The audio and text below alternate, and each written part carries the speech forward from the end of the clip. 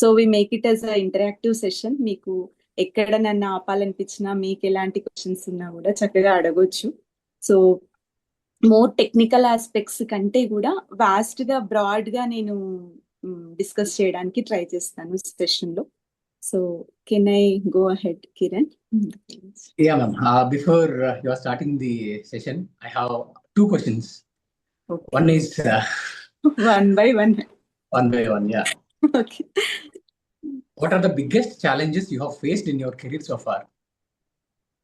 Okay, ఇది చాలా చాలా ఇంపార్టెంట్ క్వశ్చన్ అండ్ అందరికి స్టూడెంట్స్ కి చాలా హెల్ప్ అవుతుందని అనుకుంటున్నాను. సో నా ఈ జర్నీ అసలు డాక్టరేట్ దాకా చేయడము అనేది it's a very big task అనే అనుకోవచ్చు. అస్ మాతృశక్తిగా ఎవాల్వ్ అవుతూ ఇంట్లో రెస్పాన్సిబిలిటీస్ ఇవన్నీ తీసుకుంటూ ఇక్కడ దాకా రావడము అనేది ఒక బిగ్ టాస్క్. సో దానిలో నేను ఫేస్ చేసిన 2-3 ఛాలెంజెస్, నాకు ఇప్పటికీ గుర్తుండే ఛాలెంజెస్ అయితే నేను ఖచ్చితంగా షేర్ చేసుకుంటాను. ఫస్ట్ థింగ్ ఏంటి అని అంటే, బీటెక్ చేస్తున్నప్పుడు కొంతమంది గురువులది మన పైన చాలా ఇంపాక్ట్ అనేది ఖచ్చితంగా ఉంటుంది. సో మాకు ఇంజనీరింగ్ లో ఫైనల్ ఇయర్ లో వచ్చినప్పుడు మైక్రోవేవ్ ఇంజనీరింగ్ చెప్పడానికి ఒక మేడం వచ్చారు. మేడం ఇస్ ఫ్రమ్ ఐఐటి ఢిల్లీలో చేసి, తను ఈసీఐఎల్ లో 15 years వర్క్ చేసి she came as a faculty. So madam first వచ్చినప్పుడు చాలా సాఫ్ట్ గా ఉండేవాళ్ళు. నేను Bhojireddy college women's engineering college లో చేశాను. స్టూడెంట్స్ ఎలా ఉంటారంటే శుశ్రూష లాగైతే ఉండరు బయట స్టూడెంట్స్. అండ్ మేడం సాఫ్ట్నెస్ కి తను క్లాస్ చెప్పలేకపోయేది అన్నట్టు. సో అలా ఉన్న, కానీ వాట్ షీఈస్ కన్వేయింగ్ అంటే హౌ షీ ఎవాల్వ్డ్. ఒక ఐఐటిఎన్, ఒక ఇండస్ట్రియల్ ఎక్స్పర్ట్ వచ్చి మనకి చెప్తున్నారు అని అంటే దానిలో ఎంత వర్తి ఉంది అనేది మేము చాలా కనెక్ట్ అయ్యాను నేను యాక్చువల్ గా.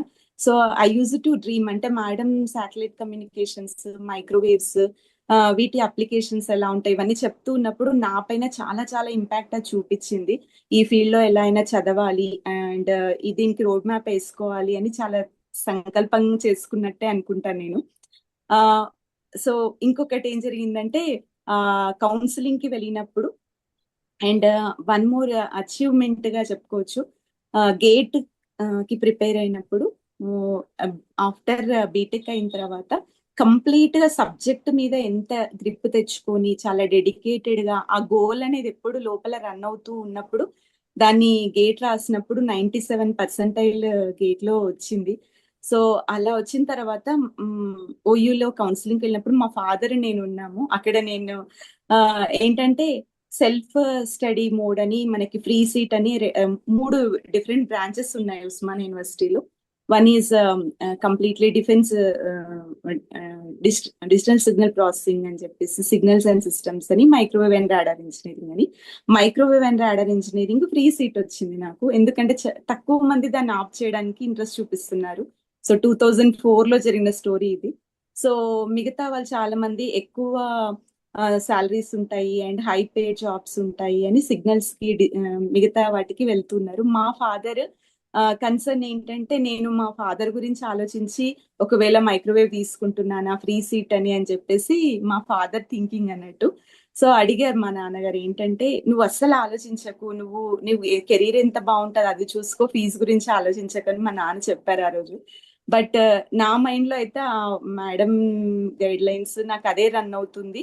సో ఇది తీసుకుంటే నేను శాటిలైట్ చదవచ్చు, మైక్రోవేవ్ గురించి నేర్చుకోవచ్చు, ఎవ్రీథింగ్ అంతా ఓకే అని, అది నేను ఇదే తీసుకుంటాను. నేను ఈవెన్ కౌన్సిలింగ్ బోర్డ్ లో ఉన్న faculty most senior most professor, he was just about to retire అన్నట్టు. అంటే మేము జాయిన్ అయినప్పుడు ఓయూలో ఆల్మోస్ట్ 2006 లో రిటైర్ అయిపోయారు వాళ్ళందరూ. మా బ్యాచ్ తో పాటు రిటైర్ అయిన ప్రొఫెసర్స్ ఉన్నారు.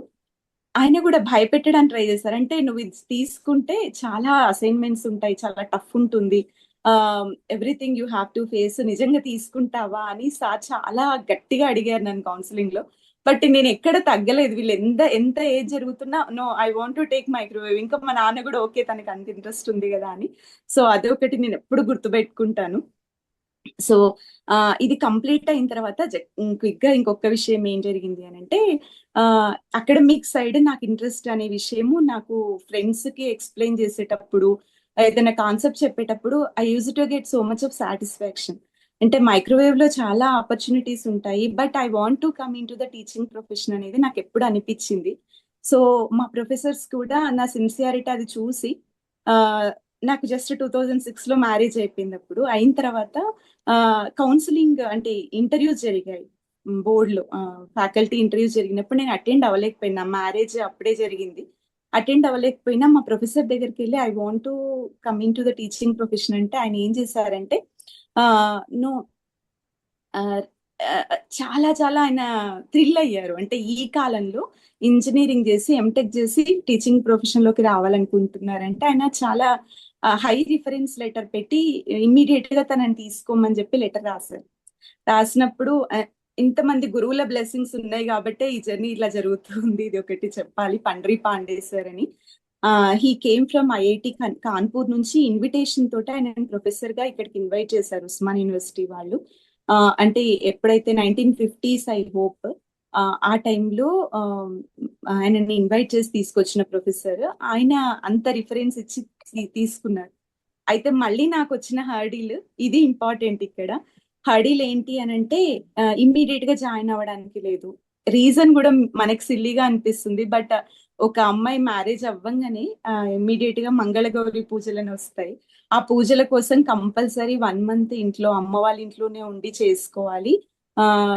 సో అది అని చెప్పేసి ఒక కండిషన్ వచ్చినప్పుడు ప్రిన్సిపల్ సార్ అందరూ ప్యానెల్లో కూర్చొని ఉన్నారు అక్కడ ఆఫీస్ రూమ్ లో. సో జాయిన్ అవుతున్నావా అమ్మ అంటే నేను ఇమ్మీడియట్ గా జాయిన్ అవ్వలేకపోతున్నాను సార్ అని చెప్పాను. అంటే ప్రిన్సిపల్ సార్ డౌట్ఫుల్ గా ఐ థింక్ మీకు ఇంకా వేరే ఆపర్చునిటీస్ వచ్చి ఉంటాయి, ఏదో సాఫ్ట్వేర్ లో మంచి ప్యాకేజ్ వచ్చి ఉంటుంది, అందుకనే మీరు అంటున్నారు కదా అని అన్నారు. నాకు అసలు కళ్ళలో వాటర్ వచ్చేసాయి ఆ టైంలో. అంటే ఐ వాజ్ చాలా సెన్సిటివ్ గా అనిపించింది. ఇమ్మీడియట్ గా వాళ్ళు నన్ను అబ్జర్వ్ చేసి what is the real reason అంటే నేను ఇది చెప్తే ప్యానెల్లో అందరు గట్టిగా నవ్వారు ఒకసారి. నవ్వి పండరి పాండే సార్ వాళ్ళ కోడలు కూడా జస్ట్ వాళ్ళ మ్యారేజ్ అదే అప్పుడే అయింది. సార్ చెప్పారు బోత్ ఆర్ ఇంపార్టెంట్ అమ్మా, బట్ నీ situation we can understand. So నువ్వు ఈ పూజ అంతా అయిపోయిన తర్వాత వచ్చి జాయిన్ అవ్వు అని చెప్పారు. అంత కన్సర్న్ గా ఉన్న పీపుల్ అందరూ ఉన్నారు. సో అది ఒకటి నాకు ఎప్పటికీ గుర్తుండిపోయేది అన్నట్టు. So that's what I wanted to share. ఆ తర్వాత కూడా పిహెచ్డి అప్పుడు కూడా చాలా వచ్చాయి, లైఫ్ లో ఎన్నో వస్తూ ఉంటాయి ఆ జర్నీలో. బట్ ఎప్పుడు మైండ్ లో ఒకటే ఆబ్జెక్టివ్ వైపు వెళ్తూ ఉంటే ఇవన్నీ పక్కకు తొలగిపోతాయేమో అని నాకు అనిపిస్తుంది. So this is my sharing, Kiran. I hope Yeah. Thank you, ma'am. Thanks for sharing all your challenges. I think we are running out of time, so our questions నేను పాస్ చేస్తాను. Maybe if time permits, I will ask you at end of the session. Okay. Now the stage is yours, so we can talk about the microwave and whatever the topic is today. Yes, తప్పకుండా. Thank you, ma'am. Yes, we can. Thank you. Okay, so ఇందాకే నేను చెప్పినట్టుగా what is this microwave and radar engineering అని అంటున్నారు. Why this is a combination, ఏంటి దీనిలో ఎందుకు, what are the opportunities, ఇప్పుడున్న సెనారియాలో ఎలాంటి ఆపర్చునిటీస్ మనము తీసుకురావచ్చు అనేది పీపీటీ షేర్ చేయగలిగితే you can share it. Yeah, Vajag. Yeah.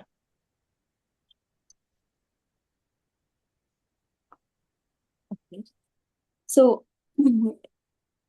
Will discuss. అంటే మీకు కొంతమందికి ఆల్రెడీ మనకి ఫండమెంటల్ గా మైక్రోవేవ్స్ అనగానే ఎవరైనా నాకు రెస్పాన్స్ ఇస్తే ఐ విల్ బి హ్యాపీ. మీరు ఏమనుకుంటున్నారు, what will be there in this field, మీకు ఏం స్ట్రైక్ అవుతుంది, ఎవరైనా ఆన్సర్ చేస్తే I will be more happy. Careers, students, soldiers ఎవరైనా ఆన్సర్ చేయొచ్చు. we will make it interactive.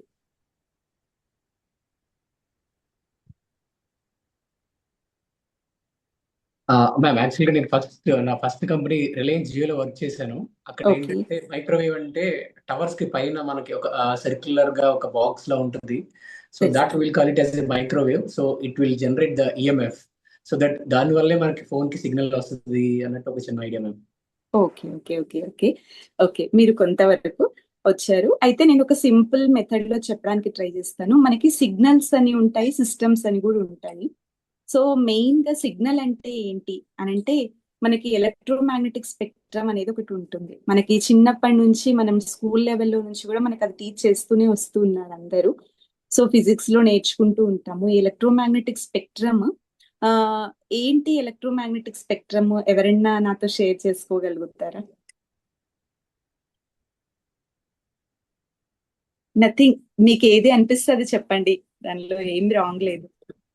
Yeah madam, నేను శ్రీకాంత్ మేడం. ఎస్ ఎస్ చెప్పండి. మేడం, మనకి జనరల్గా కమ్యూనికేషన్కి ఎలక్ట్రోమాగ్నెటిక్ వేవ్స్ అవసరం. So Yes.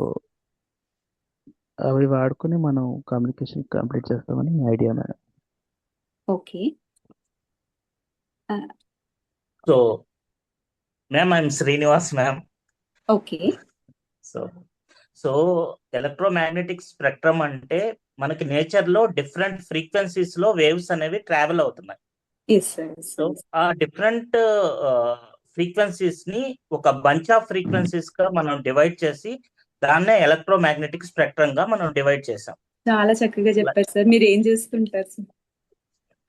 Is working in CITD అండి, బాలానగర్.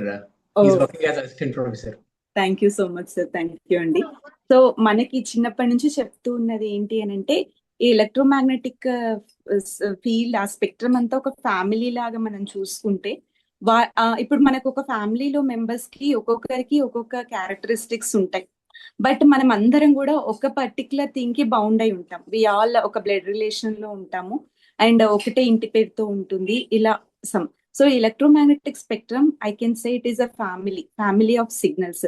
అంటే ఇప్పుడు సార్ చెప్పింది పర్ఫెక్ట్ గా, ఎలా అవి ఒకదానికొకటి డిఫర్ అవుతున్నాయి, హౌ దే ఆర్ కనెక్టెడ్ అని సింపుల్ గా చూస్తే, అవి ఎలా కనెక్ట్ అవుతుంది అని అంటే, అన్ని ఫ్రీక్వెన్సీస్ కూడా ఒకటే వెలాసిటీతో ట్రావెల్ అవుతూ ఉంటాయి. అది ఎంత అంటే మనకు తెలిసిన 3 × 10⁸ మీటర్/సెకండ్ అని అంటాము. ఒకటే వెలాసిటీ తోటి అన్ని సిగ్నల్స్ కూడా ట్రావెల్ అవుతూ ఉంటాయి. ఈ సిగ్నల్స్ ఏంటి అంటే ఫ్రీక్వెన్సీస్ ని బట్టి మనకి తెలిసినవి, మనం కమర్షియల్ అప్లికేషన్స్ లో కూడా మనం జనరల్ గా వినేవి, మెడికల్ లో ఫీల్డ్ లో వినేది ఎక్స్రేస్ మనకు తెలిసినవి, తర్వాత అల్ట్రావైలెట్ రేడియేషన్ అనేది మనకి మంచిది కాదు కంటికి అని చెప్పి మనం వింటూ ఉంటాము. దానికి మనం ప్రొటెక్షన్ వాడుతూ ఉంటాము. అండ్ గామా రేస్ ఏం జరుగుతుంది అని అంటే, మనకి రెయిన్బో కలర్స్ కూడా, ఇప్పుడు మనకి సన్ రేస్ ఏవైతే వస్తున్నాయో, సన్ నుంచి వచ్చే ఎనర్జీ అనేది డిఫరెంట్ ఫ్రీక్వెన్సీస్ తోటి అది స్ప్రెడ్ అయి ఉంటుంది. ఆ సన్ నుంచి వచ్చే ఎనర్జీని ఇన్ని రకాల ఫ్రీక్వెన్సీస్ కలిగి ఉంటది. మనకి సింపుల్ గా మనము రెయిన్బో ఫామ్ అయినప్పుడు మనం చూడగలుగుతాము. రెయిన్బోలో 7 కలర్స్ మనం చూస్తాము. సో మనం విబ్జిఆర్ అంటాం. సో ఆ విబ్జిఆర్ లో 7 colours, that is also electromagnetic spectrum లో అదొక పార్ట్. దాన్ని విజిబుల్ లైట్ అంటాం. దానికి రెడ్ కి అటువైపు ఉండేది ఇన్ఫ్రారెడ్, ఇక్కడ వైలెట్ కి ఇటువైపు ఉండేది అల్ట్రావైలెట్. మనం అలా చూసుకోవచ్చు. సో అల్ట్రావైలెట్ అనేది మనకి హయ్యర్ రేడియేషన్స్ వైపు వస్తుంది. తర్వాత ఇన్ఫ్రారెడ్ అనేది ఇటు రెడ్ తర్వాత కనబడుతూ ఉంటుంది. సో ఇవేంటంటే కమింగ్ టు దిస్, ఈ ఫ్రీక్వెన్సీస్ మనం ఒక్కసారి చూసుకుంటే ఫ్రీక్వెన్సీ పరంగా అవన్నీ ఆర్డర్ లో ఉన్నాయి. మీరు ఈ ఫిగర్ లో జాగ్రత్తగా అబ్జర్వ్ చేసుకుంటే, ఫస్ట్ రేడియో వేవ్స్, తర్వాత మైక్రోవేవ్స్, మనం మాట్లాడుకునే మైక్రోవేవ్స్, ఆ తర్వాత infrared waves, visible light, ultraviolet rays, X rays, gamma rays. అయితే మనము టెక్నికల్ గా మనం ఏం చేసాము అంటే, మనం ఎలా ఎవాల్వ్ అయ్యాము టెక్నాలజికల్ గా అంటే, మనకు అందరికీ తెలిసిన విషయమే. మనము 1 by 1 అచీవ్ చేసుకుంటూ వచ్చాము. అంటే ఆ ఏఎం వేవ్స్ మనకి మార్కోని నుంచి వచ్చిందని మనకి అందరికీ తెలుసు. ఏఎం రేడియో వచ్చింది. సో ఆ తర్వాత నెక్స్ట్ అప్లికేషన్స్ మనం ఏం వాడొచ్చు, FM radio, AM radio, TV broadcasting, ఇలా ఒక్కొక్క స్టెప్ చేసుకుంటూ వచ్చిన తర్వాత నెక్స్ట్ మనకి కనపడే సిగ్నల్స్ మీరు ఇక్కడ అబ్జర్వ్ చేస్తే మైక్రోవేవ్స్ అని కనబడుతున్నాయి. ఈ మైక్రోవేవ్స్ ఫ్రీక్వెన్సీస్ మనం అబ్జర్వ్ చేస్తే 10⁸ నుంచి 10⁻12 ఆ ఫ్రీక్వెన్సీ రేంజ్ లో రన్ అయ్యే ఎలాంటి సిస్టమ్స్ అయినా కూడా ఏ సిగ్నల్స్ తో అవి రన్ అవుతున్నాయి అని అంటే, మోస్ట్లీ మైక్రోవేవ్ సిగ్నల్స్ తోటి అవి రన్ అవుతూ ఉంటాయి. అండ్ ఇన్ఫ్రారెడ్ అంటే మనం రిమోట్ కంట్రోల్ ది చూపించారు ఇక్కడ ఫిగర్ లో, ఇంకా చాలా ఉంటాయి. సో ఇవి మెయిన్ గా ఏంటంటే, they are not visible to our eyes. ఇవి మన కంటికి కనపడవు, బట్ మన చుట్టూ కూడా వాటి ఎఫెక్ట్, దాని ఇంపాక్ట్ అనేది మనందరి పైన ఉంటుంది. అండ్ అవి కనపడకుండా చాలా వాటిని కంట్రోల్ చేస్తూ ఉంటాయి.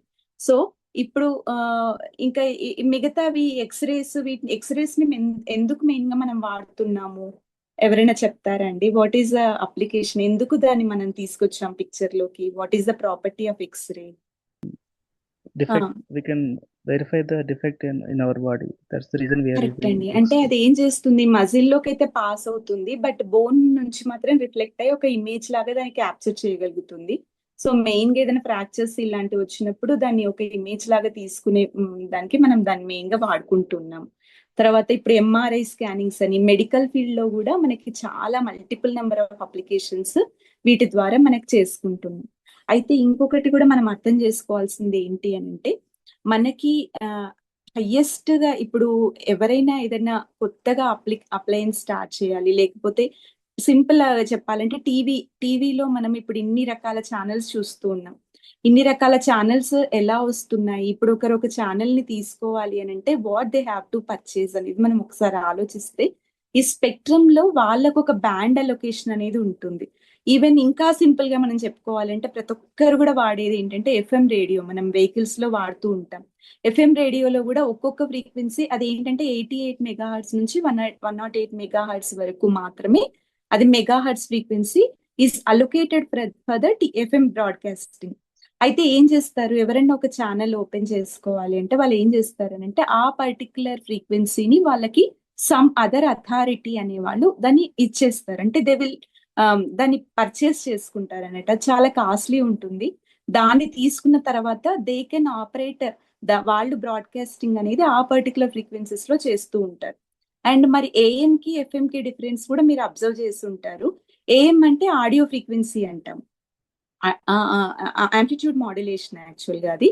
సో అదేంటి అంటే కంపేర్ టు ఎఫ్ఎం ఫ్రీక్వెన్సీస్ అది తక్కువ ఫ్రీక్వెన్సీస్ దగ్గర ఆపరేట్ అవుతుంది. మనం రేడియోస్ ఎవరైనా వాడుతూ ఉంటే మనం ఒక్కసారి ఫ్రీక్వెన్సీ బ్యాండ్స్ దానిపైన చూసుకుంటే 550 కిలో హెర్ట్జ్ నుంచి 1650 కిలో హెర్ట్జ్ వరకు ఆ రేడియో అనేది ఆపరేట్ అవుతూ ఉంటుంది. అదే మనం ఎఫ్ఎం లోకి వచ్చినప్పుడు మెగా హెర్ట్జ్ లోకి వస్తుంది. అంటే మనం ఒక్కటి అబ్జర్వ్ చేసుకుంటే kilo hertz first frequency hertz లో ఉంది, ఫ్రీక్వెన్సీస్ ని మనం హెర్ట్జ్ లో తీసుకుంటాము. దెన్ కిలో హెర్ట్జ్ నుంచి మనకి మెగా హెర్ట్జ్, బ్యాక్ హెర్ట్జ్ నుంచి మనకి నెక్స్ట్ ఇప్పుడు మనం వాడుకునే మైక్రోవేవ్ ఫ్రీక్వెన్సీస్ అన్ని కూడా 3 గిగా హెర్ట్జ్ నుంచి 30 గిగా హెర్ట్జ్ రేంజ్ లో వర్క్ అవుతూ ఉంటాయి. ఆ ఫ్రీక్వెన్సీస్ లో వాట్ ఆర్ ద అప్లికేషన్స్, మనం వాటిని ఎన్ని రకాలుగా వాడుకోవచ్చు, ఆ ఫ్రీక్వెన్సీస్ ని మనం సెండ్ చేసుకుంటూ సిగ్నల్ ని ఎన్ని రకాల సిస్టమ్స్ ని డెవలప్ చేయొచ్చు, ఎక్కడెక్కడ వీటిని వాడొచ్చు అనే దాని మీద చాలా వాస్ట్ రీసెర్చ్ అనేది జరుగుతూ ఉంది. తర్వాత మిగతా అప్లికేషన్స్ ఇవన్నీ కూడా మనకి ఓవరాల్ గా ఇవంతా కూడా ఒకటే ఫ్యామిలీకి వస్తుంది. సో మనము ఎంత స్ట్రాటజికల్ గా ఎంత ప్లాన్డ్ గా రీసెర్చ్ అనేది జరుగుతుందో కూడా మీకు అర్థమవుతుంది. అంటే మనం దేన్ని వదిలిపెట్టట్లేదు అండ్ చాలా జాగ్రత్తగా మనం స్పెక్ట్రమ్ ని కూడా వాడుకుంటూ వస్తున్నాము. అయితే మరి రాడార్ అనేది ఎందుకు మైక్రోవేవ్ తో క్లబ్ చేశారు అది కూడా నేను ఒకసారి చెప్తాను. ఎందుకు అని అంటే ఆల్రెడీ లోవర్ ఫ్రీక్వెన్సీస్ దగ్గర ఉన్నవన్నిటిని కూడా మనం ఆల్రెడీ ఆక్యుపై చేసేసుకున్నాం. టీవీకి, రేడియో బ్రాడ్కాస్టింగ్ కి, వీటికి మనం ఆల్రెడీ వాటిని ఆక్యుపై చేసాము. అండ్ నెక్స్ట్ మెయిన్ గా ఆర్ఎఫ్ ఫ్రీక్వెన్సీస్ అంటే రేడియో ఫ్రీక్వెన్సీస్ అన్న మైక్రోవేవ్ ఫ్రీక్వెన్సీస్ అన్నా కూడా అదే మీనింగ్ వస్తుంది. ఈ రేడియో ఫ్రీక్వెన్సీస్ ని ఎందుకు డిఫెన్స్ వాళ్ళు, రాడార్ కమ్యూనికేషన్స్ వాళ్ళు, శాటిలైట్ కమ్యూనికేషన్ వాళ్ళు, ఇలా మల్టిపుల్ అప్లికేషన్స్ వాళ్ళు, అండ్ సెల్యులార్ మొబైల్ కమ్యూనికేషన్స్, ఇప్పుడు వచ్చే 4G 5G వీళ్ళందరూ కూడా రేడియో ఫ్రీక్వెన్సీస్ కి ఎందుకు షిఫ్ట్ అయ్యాము, వై నాట్ మిగతా లోవర్ ఫ్రీక్వెన్సీస్ అని అంటే already that is occupied, that is the one reason. And ఇక్కడ ఏంటి అని అంటే ఫ్రీక్వెన్సీ స్పెక్ట్రమ్ అవైలబిలిటీ అనేది ఉండింది. అండ్ దాంతో పాటుగా సేఫ్టీ అండ్ సెక్యూరిటీ, అంటే డిఫెన్స్ కి వచ్చినప్పుడు ఆ రీజియన్ అనేది చాలా వాళ్ళకి ఫీజిబుల్ గా కనపడింది. కాబట్టి డిఫెన్స్ కమ్యూనికేషన్స్ అంతా కూడా ఎక్కడ జరుగుతూ ఉంటుంది అంటే మైక్రోవేవ్ ఫ్రీక్వెన్సీస్ రేంజ్ లో జరుగుతూ ఉంటుంది. అండ్ ఇప్పుడు నేను రీసెర్చ్ చేసిన టాపిక్ ఏంటి అని అంటే యాంటీనాస్ అని అంటాము. యాంటీనాస్ ఏంటి అని అంటే ఎవరైనా చెప్తారా యాంటీనా మీ టర్మినాలజీలో? ఇంకా నేను దాన్ని ఎక్స్పాండ్ చేయగలుగుతాను. యాంటీనా అంటే ముందు కాలంలో అని కాదు, ఒక రేడియోకి సిగ్నల్స్ దాని ద్వారానే వస్తాయి మ్యామ్. Yes correct. అయితే ఒక సింపుల్ గా చెప్తాను, నేను మీకు చాలా అర్థమయ్యేటట్టు చెప్పడానికి ట్రై చేస్తాను. మెయిన్ గా మన ఎలా ఎవల్యూషన్ జరిగింది అని అంటే ఇప్పుడు we both are talking. So మనం ఇద్దరము పక్క పక్కన లేము, మీరు ఎక్కడో ఉన్నారు, నేను ఎక్కడో ఉన్నాను, but we are easily communicating. And at a time what I'm speaking, మనం ఇంతమంది ఈ సెషన్ లో 65 మెంబర్స్ ఉన్నాము, everybody is able to listen. అంటే ఆ ఎవల్యూషన్ ఎలా జరుగుతుంది అంటే ఫస్ట్ స్టార్టింగ్ లో ఎలా ఉండింది అని అంటే, హ్యూమన్ టు హ్యూమన్ కమ్యూనికేషన్ జరగాలి అని అంటే సౌండ్ వేవ్స్ ఎట్లా వెళ్తాయి, నార్మల్ గా మనం మాట్లాడినప్పుడు అవి క్రస్ట్ ట్రఫ్స్ అనేవి మనకి అడ్హెషన్స్ కన్ఫ్రాక్షన్స్ అంటాం కదా, రేఫ్రాక్షన్స్, అవి మనకి వేవ్స్ లో జరగడము, దాని ద్వారా మన సిస్టమ్ లో ఉండే లౌడ్ స్పీకర్ ని, అది డ్రమ్ ని తగలడము, తర్వాత అది మళ్ళీ సౌండ్ లాగా మనల్ని తీసుకోవడం, ఇది ఈ సిస్టమ్ అనేది నార్మల్ గా జరుగుతూ ఉంటది. సో నెక్స్ట్ స్టెప్ ఏం చేశారు అని అంటే, ఎక్కువ దూరం ఉన్నప్పుడు లైన్ ఆఫ్ సైట్ అనకుండా దూరంగా ఉన్నప్పుడు హౌ వీ కెన్ కమ్యూనికేట్, ఎలా కమ్యూనికేట్ చేయగలుగుతాము అంటే ఆడియోనే పట్టుకున్నారు ఫస్ట్ వాళ్ళు. ఆడియోని పట్టుకొని మరి దూరంగా ఉన్న వాళ్ళకి ఆడియోని ఎలా పంపించాలి అంటే, వాట్ వాజ్ ద టెక్నిక్ ఏంటి అంటే, మనం మాట్లాడే సౌండ్ ని if we are able to convert into electrical signal, ఒక ఎలక్ట్రికల్ సిగ్నల్ లాగా మార్చగలిగితే దాంతో మనం ఆడుకోవచ్చు. సో ఎలక్ట్రికల్ సిగ్నల్ లాగా ఎలా మార్చాలి మనం మాట్లాడే సౌండ్ ని అని అంటే, అప్పుడు పిక్చర్ లోకి వచ్చినవి ఏంటంటే ట్రాన్స్డ్యూసర్స్. ఈ ట్రాన్స్డ్యూసర్స్ ఏం చేస్తాయి అని అంటే, డిఫరెంట్ టైప్స్ ఆఫ్ ట్రాన్స్డ్యూసర్స్ ఉంటాయి. ఫస్ట్ స్టెప్ ఆఫ్ ట్రాన్స్డ్యూసర్ ఏంటి అని అంటే మైక్రోఫోన్. మనం అందరం పెట్టుకుంటాం కదా, హెడ్సెట్ కి కూడా మైక్రోఫోన్ ఉంటుంది. అదేం చేస్తుంది అని అంటే, మన సౌండ్ సిగ్నల్ ని ఒక ఎలక్ట్రికల్ సిగ్నల్ లాగా మారుస్తుంది. అక్కడితో ఫస్ట్ స్టెప్ అయిపోయినట్టు. ఒక్కసారి ఎలక్ట్రికల్ సిగ్నల్ మన దగ్గరకు వచ్చింది అని అంటే, దాన్ని పంపించడం చాలా రకాలుగా పంపించవచ్చు. ఎలా పంపించవచ్చు అంటే, ఒక వైర్ ద్వారా పంపించవచ్చు. వైర్ ద్వారా పంపించే కమ్యూనికేషన్స్ ఇంతకు ముందు మనం అందరం వాడేవాళ్ళం. సో నార్మల్ గా ల్యాండ్ లైన్ ఫోన్ లో వైర్డ్ కమ్యూనికేషన్ జరిగేది. అక్కడ వైర్ ద్వారా ఒక ఎలక్ట్రికల్ సిగ్నల్ లాగా ట్రావెల్ చేయగలుగుతుంది. నెక్స్ట్ స్టేజ్ ఏమొచ్చింది అని అంటే, వైర్లెస్ సిస్టమ్ వచ్చింది. వైర్లెస్ సిస్టమ్ ఎప్పుడైతే వచ్చిందో అప్పుడు పిక్చర్ లోకి వచ్చింది ఏంటి అని అంటే యాంటీనా. సో ఏం చేస్తుంది ఒక యాంటీనా అంటే, అది ఏం చేస్తుంది అని అంటే ఎలక్ట్రికల్ సిగ్నల్ ని ఒక రేడియేషన్ లాగా మార్చి పంపిస్తుంది. సో అది ట్రాన్స్మిటింగ్ యాంటీనా చేసే పని. ఆ రేడియేషన్ లాగా ఎలా మారుస్తుంది అని అంటే, నెక్స్ట్ హై లెవెల్ సిగ్నల్ లాగా, అంటే ఇప్పుడు మనం మాట్లాడుకునే మైక్రోవేవ్స్, ఆర్ఎఫ్ సిగ్నల్స్ అనేవి ఒక వైర్ అవసరం లేదు దానికి, అవి ఫ్రీ స్పేస్ లో ట్రావెల్ అయిపోతాయి. అవి ట్రావెల్ అయిపోయిన తర్వాత మళ్ళీ వాటిని ఎలా పట్టుకోవాలి, దే ఆర్ ఫ్రీలీ మూవింగ్. అలా మూవ్ అవుతున్న వాటిని పట్టుకోవాలి అని అంటే, ఒక రిసెప్షన్ సిస్టమ్ అనేది మళ్ళీ మన దగ్గర ఉండాలి. ఒక రిసీవింగ్ యాంటీనా యొక్క టాస్క్ ఏంటి అని అంటే, ఎక్కడైతే దానికి మ్యాచ్ అయ్యే సిగ్నల్ ఉంటుందో దాన్ని అది క్యాప్చర్ చేసుకుంటుంది.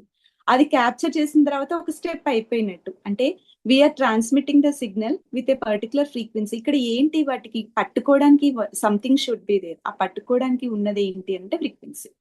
దాన్ని బట్టి అదంతా జరుగుతూ ఉంటుంది. ఆ ఫ్రీక్వెన్సీస్ ని బట్టి it will capture, the receiving signal will be captured by the receiving antenna. అది తీసుకున్న దాన్ని ఏం జరుగుతుంది అంటే, ఒకసారి క్యాప్చర్ చేసుకున్న తర్వాత మళ్ళీ సిస్టమ్ ఎలా ఉంటుంది అంటే, మళ్ళీ ఆ రేడియేషన్ అనే దాన్ని మళ్ళీ సిగ్నల్ లాగా మార్చుకోవడం, ఒక ఎలక్ట్రికల్ సిగ్నల్ లాగా మార్చుకోవడము. మళ్ళీ ఎలక్ట్రికల్ సిగ్నల్ ని, ఇప్పుడు నెక్స్ట్ మనం ఎలక్ట్రికల్ సిగ్నల్ ని వినలేం కదా, again it has to be converted into sound. అది ఎలా మార్చాలి అని అంటే, మళ్ళీ ఒక ట్రాన్స్డ్యూసర్ ఉంటుంది. ఎలాంటి ట్రాన్స్డ్యూసర్ ఉంటుంది అని అంటే, now it will convert electrical signal into sound signal. ఆ రివర్స్ ట్రాన్స్మిషన్ జరిగేది ఎలా జరుగుతుంది అని అంటే, లౌడ్ స్పీకర్ ద్వారా జరుగుతుంది. మనకు తెలిసిందే, రిసెప్షన్ లో మనకి ఎప్పుడు లౌడ్ స్పీకర్స్ ఉంటాయి. So they convert that electrical signal into sound. అలా ఈ సిస్టమ్ అంతా, I hope I gave a clarity. మీకు ఏంటి, ఒక సిగ్నల్ అనేది సిస్టమ్ ద్వారా ట్రాన్స్మిట్ అవుతుంది. సిస్టమ్ అంటే ఏంటి, సిస్టమ్ అనేది ఒక వైర్డ్ సిస్టమ్ అయి ఉండొచ్చు, వైర్లెస్ సిస్టమ్ అయి కూడా అయి ఉండొచ్చు. వైర్డ్ సిస్టమ్ అంటే మనకు తెలిసిందే, సంథింగ్ ఒక వైర్ ద్వారా వెళ్ళే సిగ్నల్ వెళ్తూ ఉండొచ్చు. అదర్వైజ్ వైర్లెస్ సిస్టమ్ అంటే అదంతా కూడా కనెక్టివిటీ ఉంది, బట్ మనకు విజిబుల్ గా లేదు, బట్ అది somehow it is getting captured, again that is taken to the end point, output కి వెళ్ళగలుగుతుంది. సో ఈ సిస్టమ్ ఇదంతా కూడా మనకి ఎంత హెల్ప్ అవుతుంది, ఎక్కడ దీన్ని వాడగలుగుతాము అంటే, చాలా మల్టిపుల్ వేస్ లో మనం వాడగలుగుతాము. సో ఎవరికైనా ఏమైనా డౌట్ ఉందా, నేను చెప్పింది క్లారిటీగా అనిపించిందా? మీరు ఎవరైనా రెస్పాండ్ అయితే I will be happy. Excellent గా ఉంది మేడం. థ్యాంక్స్. మ్యామ్ ఇవి మన వాయిస్ ని ఎగ్జాక్ట్ గా ఎట్లా కన్వర్ట్ చేయగలుగుతారు మ్యామ్ ఎలక్ట్రిక్ సిగ్నల్స్ లాగా? అంటే దేన్ని యూజ్ చేసి దాన్ని మాడ్యులేషన్ అంటారు. మాడ్యులేషన్ అంటారు. మాడ్యులేషన్ ఆ. అంటారు. దానికి ఆ టెక్నిక్స్ ఉంటాయి మనకి. యాంప్లిట్యూడ్ మాడ్యులేషన్ అని ఒకటి ఉంటుంది, ఫ్రీక్వెన్సీ మాడ్యులేషన్ అని, ఫేజ్ మాడ్యులేషన్ అని. అంటే ఇదంతా మనం నేర్చుకుంటూ ఉంటే హ్యూమన్ బ్రెయిన్ ఇంత ఇంత యాప్ట్ గా పనిచేస్తుంది, ఇంత చక్కగా చేశారని మనం థ్రిల్ అవుతాం యాక్చువల్ గా. ఏంటి అని అంటే, ఒక సిగ్నల్ మనం తీసుకుంటే ఇక్కడ మీకు రెడ్ కలర్ కి ఒక సిగ్నల్ కనబడుతుంది కదా, ఆ సిగ్నల్ కి కొన్ని ప్రాపర్టీస్ ఉంటాయి. ఏం ప్రాపర్టీస్ ఉంటాయి అంటే, దానికి యాంప్లిట్యూడ్ ఉంటుంది, ఫ్రీక్వెన్సీ ఉంటుంది, ఫేజ్ ఉంటుంది. సో ఇలా ఒక్కొక్క ప్రాపర్టీ ఉంటది.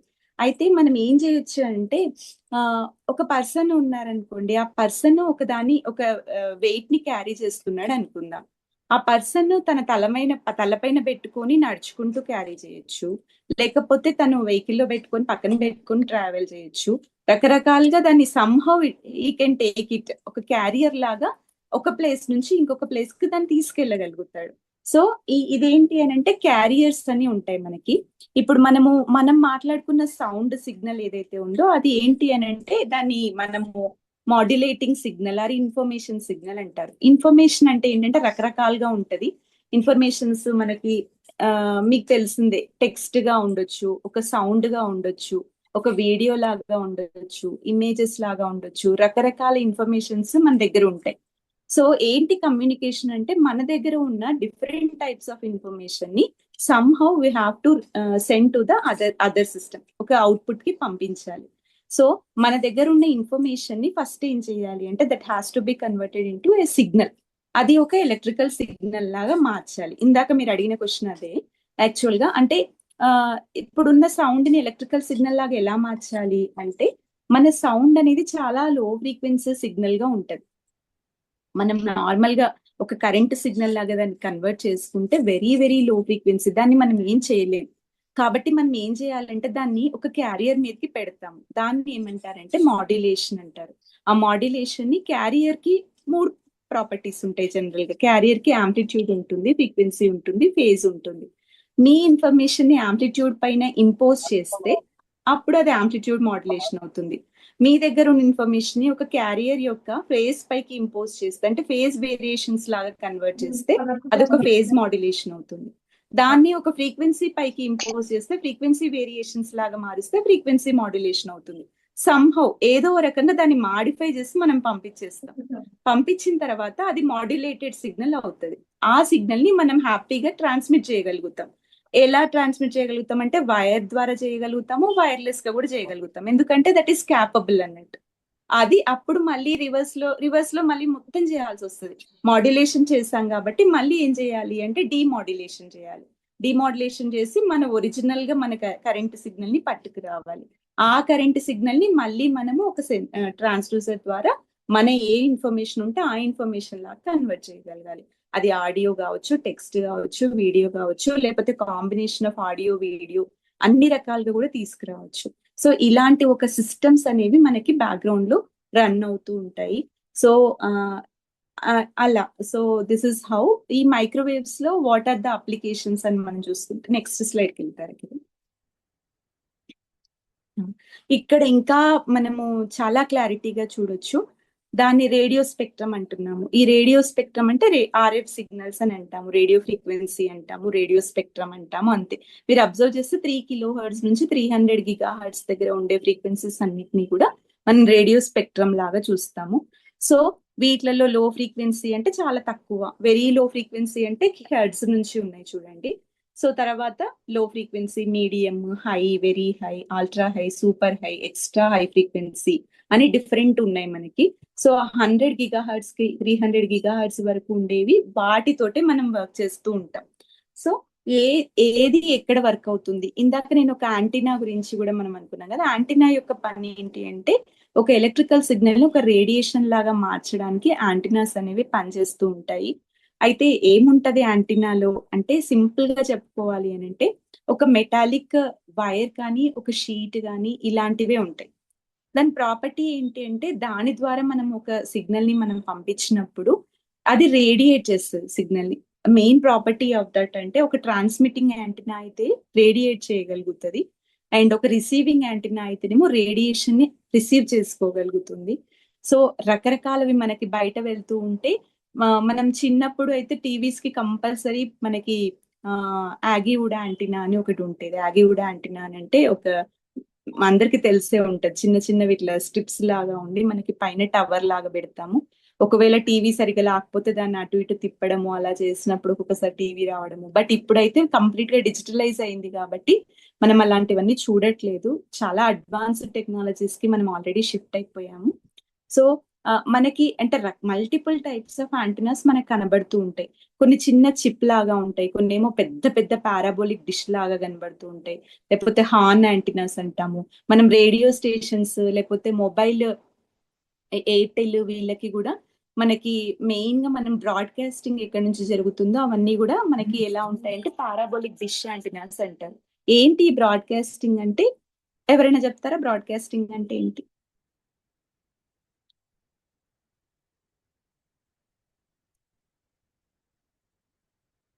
ఓకే, సో ఇప్పుడు మనం audio AM broadcasting station, radio broadcasting station ఇలా తీసుకుంటే వాళ్ళు ఏం చేయాలి అని అంటే ఒక్క స్టేషన్ నుంచి చాలా హై పవర్ సిగ్నల్ ని వాళ్ళు పంపించేస్తారు. వాళ్ళ డ్యూటీ ఏంటంటే పంపించడమే. ఒకటే యాంటీనా ఉంటుంది, అది ఒక బ్రాడ్కాస్టింగ్ యాంటీనా, చాలా హై పవర్ యాంటీనా ఉంటుంది. ఆ యాంటీనా మొత్తం సిగ్నల్ ని హై పవర్ తోటి అన్ని డైరెక్షన్స్ కి పంపిస్తుంది. ఎందుకంటే దానికి రిసీవర్ ఎక్కడ ఉన్నారో తెలియదు కాబట్టి ఓమ్ని డైరెక్షనల్ అంటారు. అంటే అన్ని డైరెక్షన్స్ కి సిగ్నల్ వెళ్ళిపోతుంది.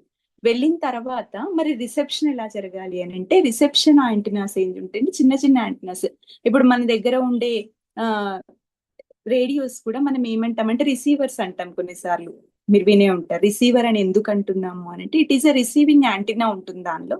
సో అదేం చేస్తుంది అని అంటే ఆ సిగ్నల్ ని క్యాప్చర్ చేస్తుంది, that is converting that into దానిలో ఉండే లౌడ్ స్పీకర్ ద్వారా ఆ ఫ్రీక్వెన్సీ, మనం ఏ ఫ్రీక్వెన్సీకి దాన్ని సెట్ చేస్తే ఆ పర్టికులర్ సిగ్నల్ ని అది రిసీవ్ చేసుకుని దాన్ని ఆడియోకి మనకి వినిపించేటట్టుగా చేస్తుంది. సో ఒక బ్రాడ్కాస్టింగ్ స్టేషన్ యొక్క పని ఏంటి అని అంటే ట్రాన్స్మిట్ చేయడము హై పవర్ సిగ్నల్ ని.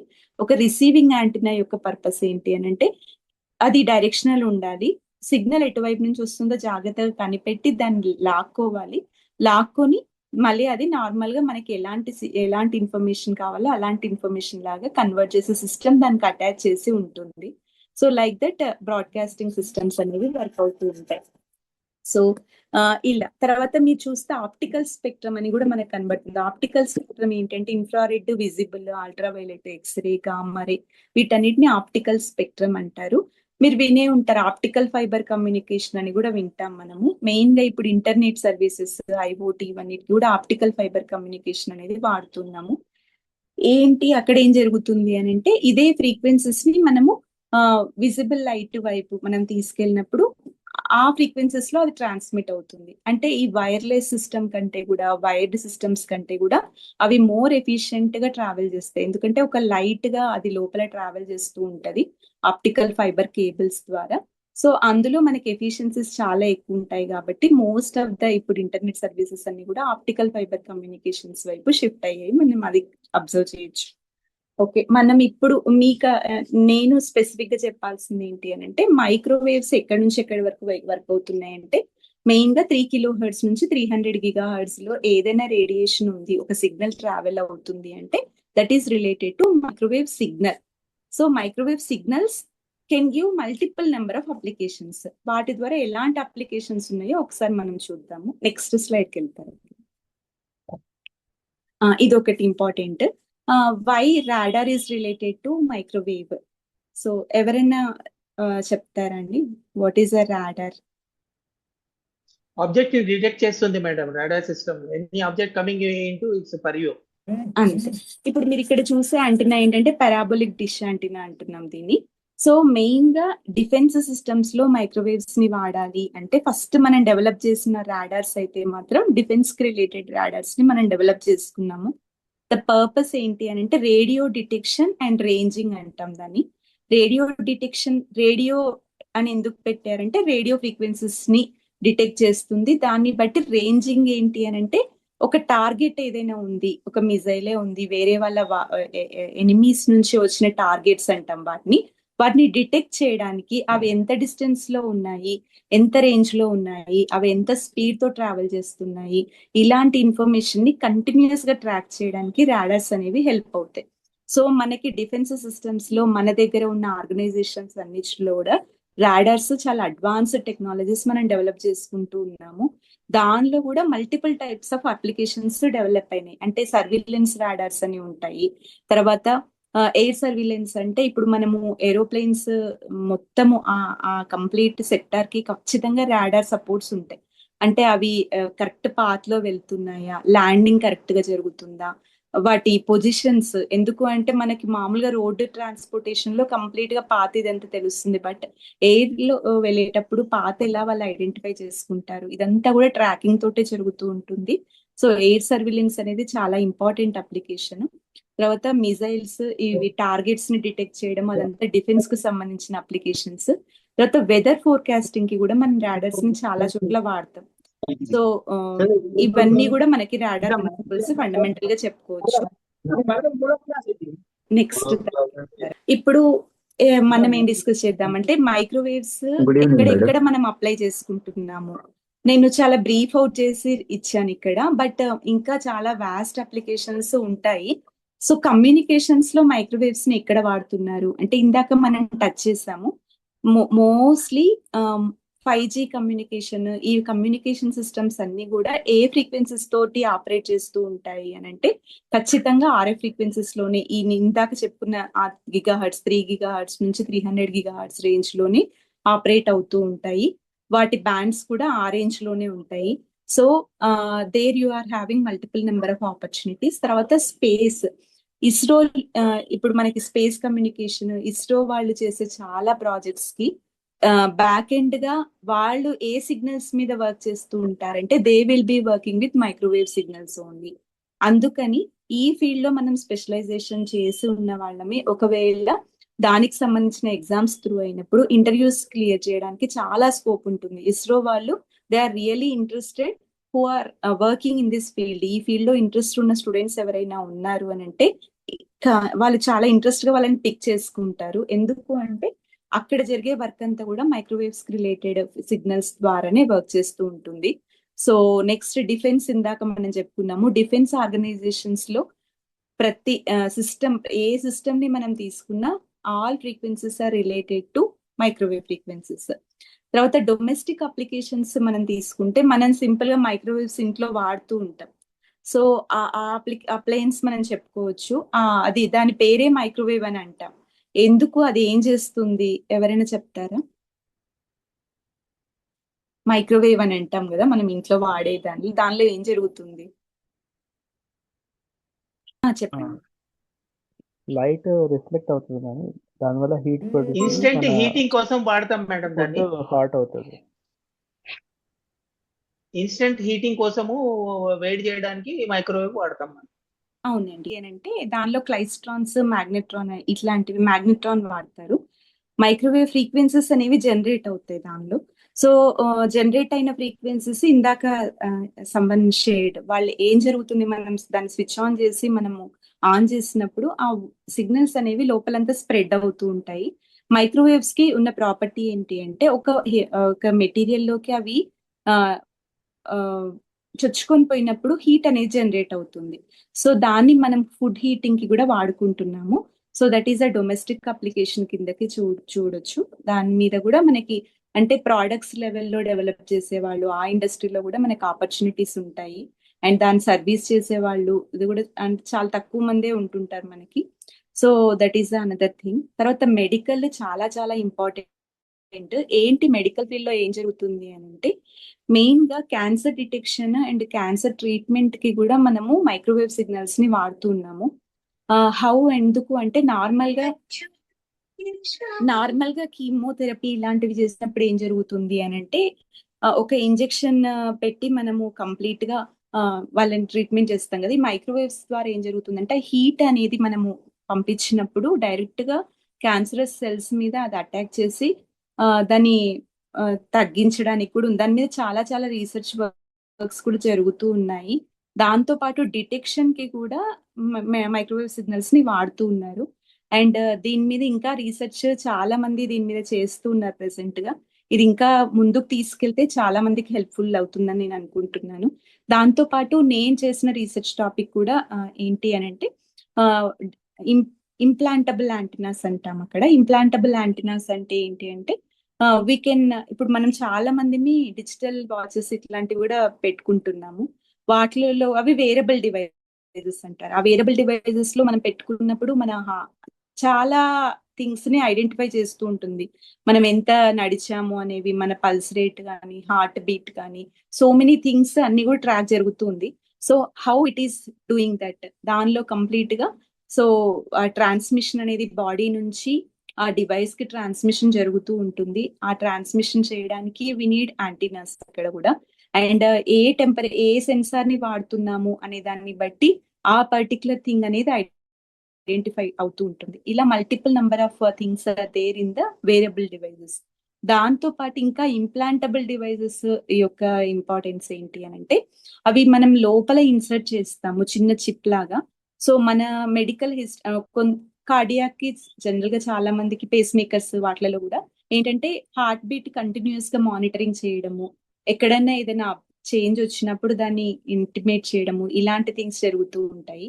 సో ఇప్పుడు ఇంకా మెడికల్లో ఎట్లాంటి వాడుతున్నారు అని అంటే, వేరబుల్లో ఇంకా వచ్చినవి ఏంటంటే, మనము జాకెట్స్ వేసుకున్న క్లాత్స్ కి కూడా మనం చిన్న చిన్న డివైజెస్ ని, అంటే బటన్స్ దగ్గర కానీ స్టిచ్ వేసే, అంటే మనం నార్మల్ గా థ్రెడ్ తో స్టిచ్చింగ్ చేస్తాం కదా, అలా కాకుండా ఒక కాపర్ వైర్ తోటి దాని షేప్ ఎలా స్టిచ్ చేస్తున్నాం అనే దాన్ని బట్టి that will behave as an antenna. So ఇలాంటివి ఎక్కడ వాడుకోవచ్చు అంటే డిఫెన్స్ సిస్టమ్స్ లో చాలా ఎక్కువ వాడొచ్చు. అంటే మనము అదర్ ఎనిమీ పీపుల్ కి they don't know that we are wearing that, but it is acting as an antenna. అలాంటివి వేరబుల్ యాంటీనాస్ అని, తర్వాత ఇంప్లాంటబుల్ యాంటీనాస్, వీటన్నిటి మీద కూడా చాలా రీసెర్చ్ జరుగుతూ ఉంది. So I work with this implantable antennas. అవి ఎక్కడ వర్క్ చేస్తాయి అని అంటే, అవి దాని పర్పస్ ఏంటి అంటే, ఇట్ షుడ్ నాట్ మన హెల్త్ ని పాడు చేయొద్దు, ఎక్కువ రేడియేషన్ ఎమిట్ చేయొద్దు, తక్కువ పవర్ తోటి ఆపరేట్ అవ్వాలి. సో అరౌండ్ 2.5 GHz దగ్గర మాత్రమే, ఆ ఫ్రీక్వెన్సీ దగ్గర మాత్రమే మెడికల్ యాంటీనాస్ అనేవి వర్క్ అవుతూ ఉంటాయి. సో ఇలాంటి మల్టిపుల్ అప్లికేషన్స్, ఇందులో చాలా వాస్ట్ స్కోప్ అనేది అయితే ఖచ్చితంగా ఉంది. So hope I gave a thing.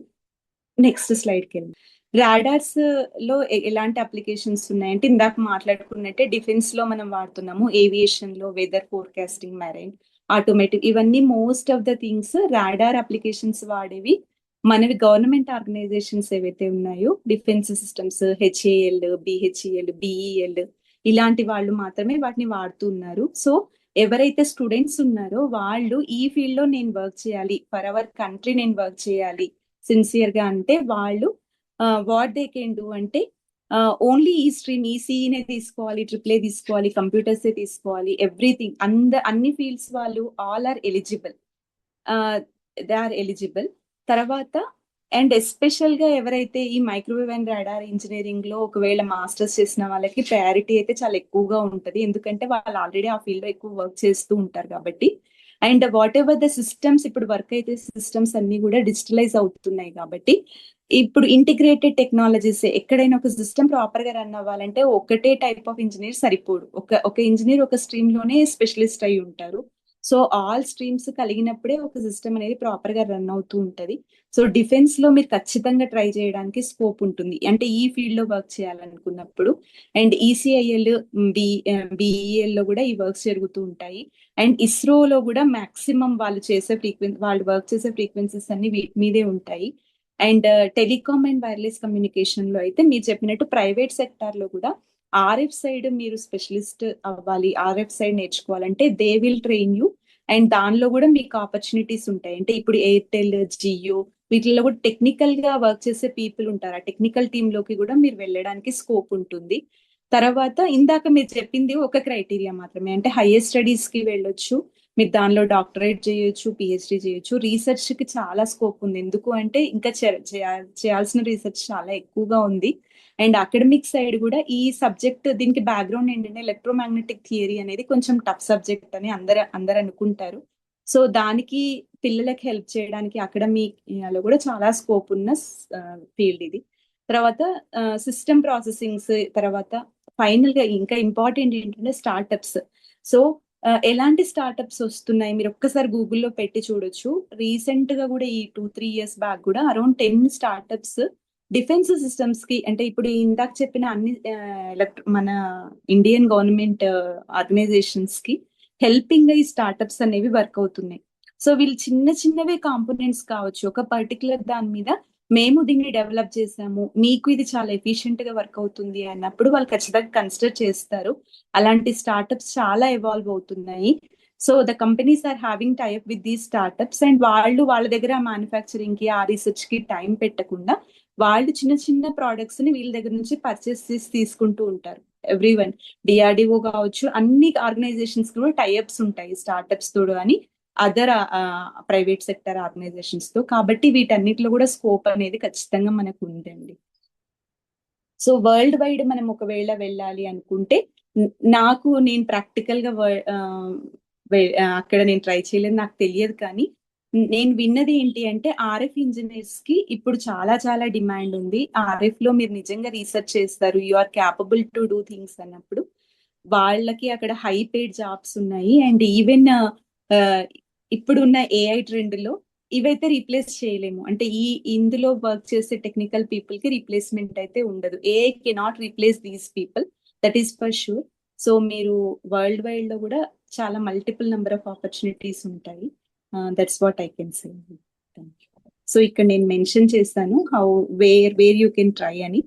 Aerospace defence లో వెళ్ళొచ్చు, అండ్ నాసా ఇలాంటి పెద్ద పెద్ద ఆర్గనైజేషన్స్, అండ్ టెలికామ్ లో కూడా మీరు చూసుకోవచ్చు. అంటే మీరు అక్కడ ఎలాంటి రోల్ ప్లే చేస్తారు అని అంటే ఆర్ఎఫ్ ఇంజనీర్ గా ఒక రోల్ ప్లే చేసుకుంటారు అక్కడ మీరు. సో దానికి రీసెర్చ్ చేస్తున్నారా, ఒక సిస్టమ్ డెవలప్ చేస్తున్నారా, సో దట్ డిపెండ్స్ అపాన్ అట్లా ఉంటుంది. ఇక్కడ ఈ రోడ్ మ్యాప్ ఒక్కసారి చూసుకుంటే, సో వాట్ ఎవర్ మనకి ఫస్ట్ ఇంట్రెస్ట్, మీరు స్టూడెంట్ సోల్జర్స్ గా ఉంటే ఈ ఎలక్ట్రానిక్స్ దానిలో ఈ ట్రిపుల్ వాళ్ళకి, ఈసీఈ వాళ్ళకి అండ్ ఈఐఈ వాళ్ళు వీళ్ళందరూ కూడా ఇది ఈఎంఎఫ్టి సిగ్నల్స్ కమ్యూనికేషన్స్ కంపల్సరీ నేర్చుకుంటారు. సో దాని మీద మనం ఇంట్రెస్ట్ డెవలప్ చేసుకోగలిగితే, అండ్ టెక్నికల్ గా ఎలాంటి స్కిల్స్ ఉండాలి అంటే ఇందాక నేను చెప్పిన ఈ యాంటెనా డిజైనింగ్ కానీ ఇవన్నీ కూడా సిమ్యులేషన్ లో మనం ఎక్కడ చేస్తాము అంటే ఈ మ్యాట్లాబ్ లో చేయొచ్చు. హెచ్ఎఫ్ఎస్ఎస్ అనేది చాలా పవర్ఫుల్ టూల్. ఆ టూల్ మనం నేర్చుకోగలిగితే దానికి బేస్ చేసుకుని మంచి జాబ్స్ మనం తీసుకోవచ్చు. అండ్ దాంతో పాటు నెక్స్ట్ అంటే మీరు అదే పాత్ లో వెళ్ళాలి, నాకు ఇది బాగా ఇంట్రెస్టింగ్ గా ఉంది అని అంటే మీరు చూస్ చేసుకునేటప్పుడు మినీ ప్రాజెక్ట్స్ ఇంజనీరింగ్ లెవెల్లో కూడా ఇందులో ప్రాజెక్ట్స్ చేసుకుంటూ మీరు డిఫెన్స్ ల్యాబ్స్ లో ఏదైనా రిఫరెన్స్ ఉన్నప్పుడు ఈ టైప్ ఫీల్డ్ లోకి వెళ్ళి మీరు ఆ పాత్ తీసుకోవచ్చు. లేదు గేట్ చేసి మీరు అదే పాత్ లో ఎంటెక్ చేసుకుంటూ కూడా ముందుకు వెళ్ళొచ్చు. సో ఇంటర్న్షిప్స్ ఇలాంటివి, ఇప్పుడు మా క్లాస్ లో నేను ఎంటెక్ చేసినప్పుడు 14 members ఉండేవాళ్ళం మా క్లాస్ లో. సో నేను అకాడమిక్ సైడ్ వచ్చాను. Almost 10 members are in government sector, అంటే వాళ్ళు డిఫెన్స్ లో కానీ హెచ్ఏఎల్ లో ఉన్నారు మిగతా వాళ్ళందరూ. So like that we can have the opportunities అండి. Thank you. Thank you so much, Manjulata ma'am. I know it is a vast subject. Excellent, and thank you, madam. Thank you అండి. Thank you. మీరు microwave radar కోసం చెప్పారు. Next basics, applications, next opportunities, ఇవన్నీ చాలా useful అనిపించింది ma'am. ఇవన్నీ BTech first year లో ఒకసారి చదువుకున్నాం, ట్రాన్స్లేట్ చేసి మాడ్యులేటర్స్ ఇవన్నీ మళ్ళీ గుర్తు చేశారు. థ్యాంక్ యూ సో మచ్ అండి. So ma'am first of all thank you so much ma'am. I'm Venkat Pavan. Ma'am నిన్ననే మా కాలేజ్ కి, మా యూనివర్సిటీకి శివదాను పిల్లయ్య గారు వచ్చినారు మ్యామ్, ఇస్రో నుంచి. సూపర్. నిన్న వచ్చి సేమ్ మీరు చెప్పిన సబ్జెక్ట్ మీదే ఏమంటే పాకిస్తాన్ వాళ్ళు పంపించే చిన్న చిన్న డ్రోన్స్ ని ఈ రేడార్ సిస్టమ్ వాడి ఎట్లా మనం డిటెక్ట్ చేయొచ్చు అనే దాని గురించి చెప్పినారు మ్యామ్. అది ఈ రోజు దాని గురించి వినడం చాలా ఆనందంగా ఉంది ma'am. Thank you so much. Thank you. నాకు ఒక డౌట్ ఉంది మేడం, అడగవచ్చా? ఇప్పుడు విఎల్ఎస్ అండ్ యుఎల్ఎస్ అనేది చాలా ట్రెండ్ లో నడుస్తుంది, and it's costly to learn for that course. Okay. And VLS అనేది లైక్ ఏ ఏరియాస్ లో డెవలప్ అవుతుంది? లైక్ విఎల్ఎస్ అనేది లైక్ ఏ తోటి పోటీ పడుతుంది in future I think.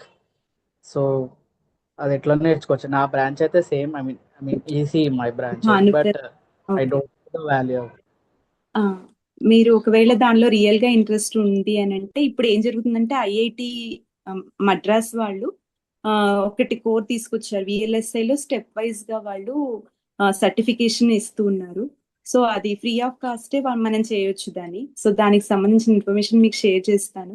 So once ఒక లెవెల్ అయిపోతే మీకు అర్థమవుతుంది వాట్ యూ కెన్ డూ అనేది. సో అప్పుడు మీరు ఆ ఫీల్డ్ లోకి తీసుకోవచ్చు. ఇలాంటి చాలా కోర్సెస్ చాలా చాలా వస్తున్నాయి ఇప్పుడు. అండ్ చాలా మంచి మెయిన్ గా ఐఐటి మద్రాస్ వాళ్ళు ఎక్కువ చేస్తూ ఉంటారు ఇట్లాంటివి.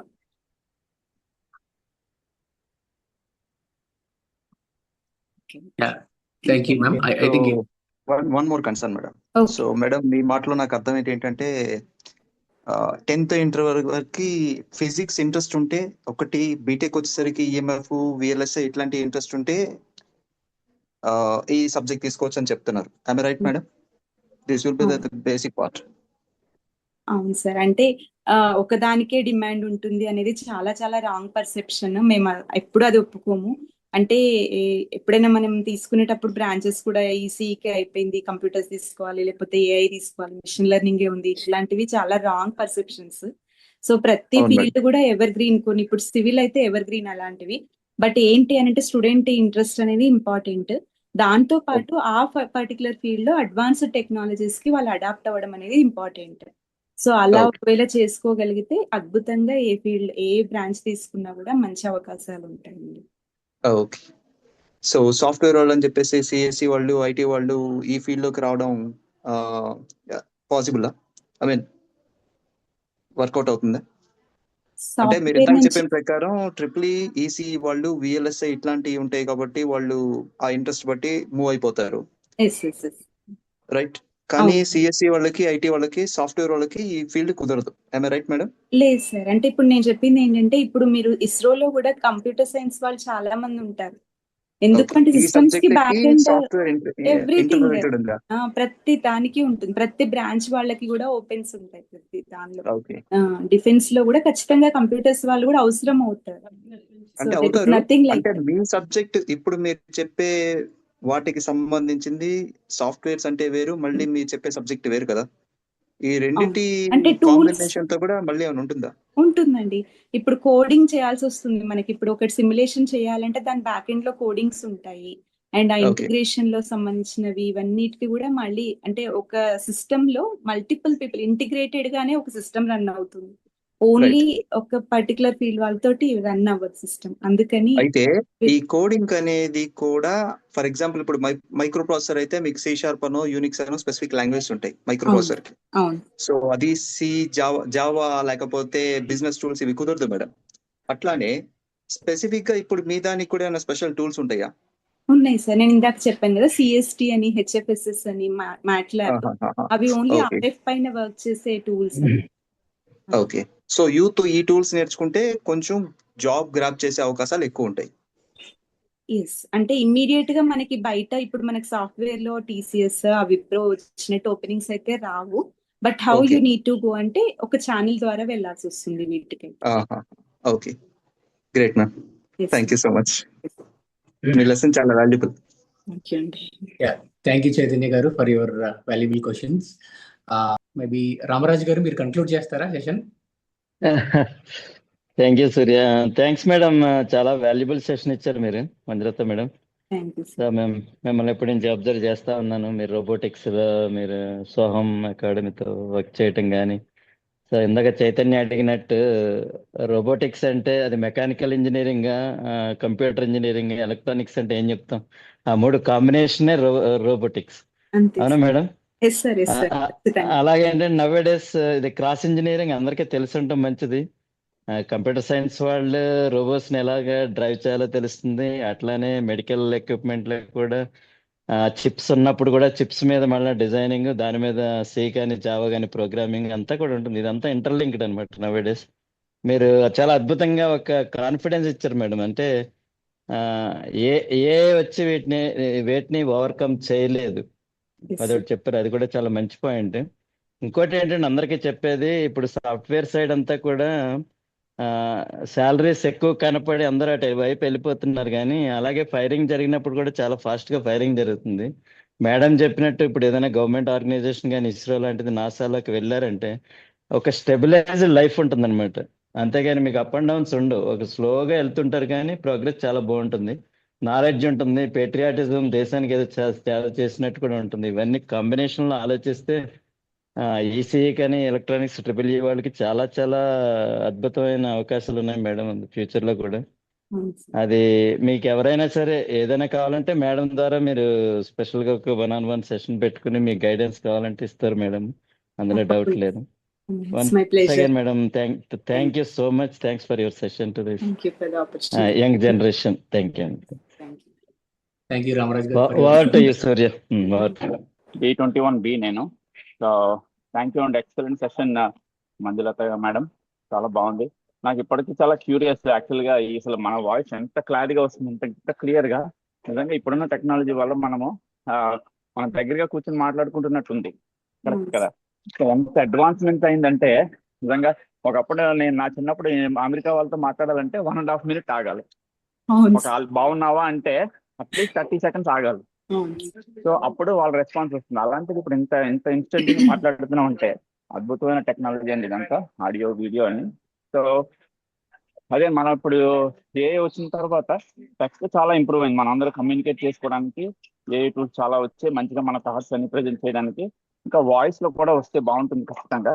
సో నేను అదే ఒక చిన్న టూల్ షేర్ చేశాను, ఈ మధ్యనే చూసాను ఆన్లైన్ లో. అంటే మనం మాట్లాడేటప్పుడు అది ఏ భాష అయినా అవ్వచ్చు, తెలుగు అయినా ఇంగ్లీష్ అయినా, ఎలా మాట్లాడాలి ఏంటి, సో దాన్ని ఇంప్రూవ్ చేయడానికి కూడా మనకు మంచి మంచి యాప్స్ వచ్చేయండి. సో అలాంటి మనము చాలా ఆపర్చునిటీ ఉంది. అదే స్టూడెంట్స్ కి చెప్పేది ఏంటంటే రామరాజు మీరు చెప్పినట్టుగా అందరూ సాఫ్ట్వేర్, అందరూ జావా, C# లేకపోతే ఇలాంటివి అందరూ నేర్చుకోవడం కాకుండా సంథింగ్ డిఫరెంట్ అండి ఖచ్చితంగా హెల్ప్ అవుతుంది. ఎందుకంటే అందులో కూడా వాడి ఇవే టూల్స్, ఇవే technologies, but you are working on a real problem. You are solving for either government or you are solving for navy or దీనికి ఆర్మీ అవ్వచ్చు, లేకపోతే మన మనుషులకి అవ్వచ్చు. చాలా టూల్స్ అవసరం ఇందులో. చాలా అద్భుతమైన సెషన్ అండి. Thank you for this opportunity. Thank you అండి.